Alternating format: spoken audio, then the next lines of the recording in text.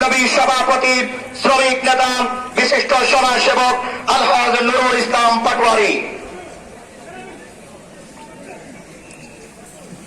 নাহমাদুহু ওয়া নুসাল্লি আলা রাসূলিহিল কারীম, আম্মা বা'দ। আউযু বিল্লাহি মিনাশ শাইতানির রাজীম। বিসমিল্লাহির রাহমানির রাহিম। ওয়াতাসিমু বিহাবলিল্লাহি জামিআন ওয়া লা তাফাররাকু। সাদাকাল্লাহুল মাওলানাল আযীম ওয়া সাদাকা রাসূলুহুন নবিয়ুল কারীম।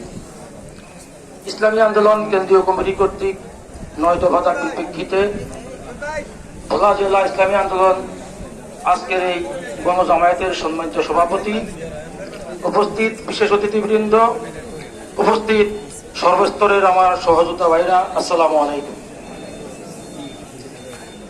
আমি সর্বপ্রথমেই স্মরণ করতে চাই রংপুরের সেই সৈয়দ আবু সাইদ, যিনি এই স্বৈর শাসকের বুলেটের সামনে বুক পেতে দিয়ে তাজা রক্তের বিনিময়ে এবং তারই সাথে শত শত ছাত্র ভাইদের তাজা রক্তের বিনিময়ে আমরা এই 17 বছরের স্বৈর শাসনের যাদের শাসনামলে আমরা ভোটের অধিকার, বাতের অধিকার এবং বাক স্বাধীনতা হারিয়েছি, তাদেরকে পরাজয় বরণ করিয়েছেন।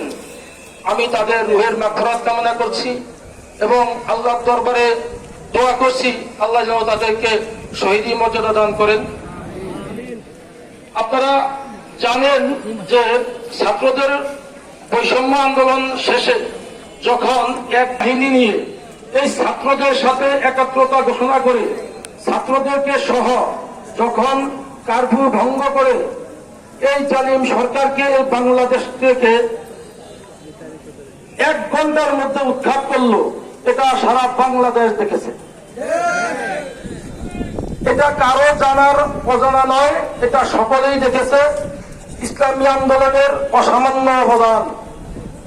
এজন্য কেন্দ্রীয় কমিটি থেকে যে 9টি দফা দাবি পেশ করা হয়েছে, আমি আশা করব বর্তমান যেই অন্তর্বর্তীকালীন সরকার এখন দেশ চালাবেন, তারা পেশা হুজুর চরমনায় এই 9 দফা দাবিকে বিবেচনায় রেখেই দেশ চালাবেন। এই আশাবাদ ব্যক্ত করে আমি আমার সংক্ষিপ্ত বক্তব্য এখানে শেষ করছি। সকলকে ধন্যবাদ। আসসালামু আলাইকুম।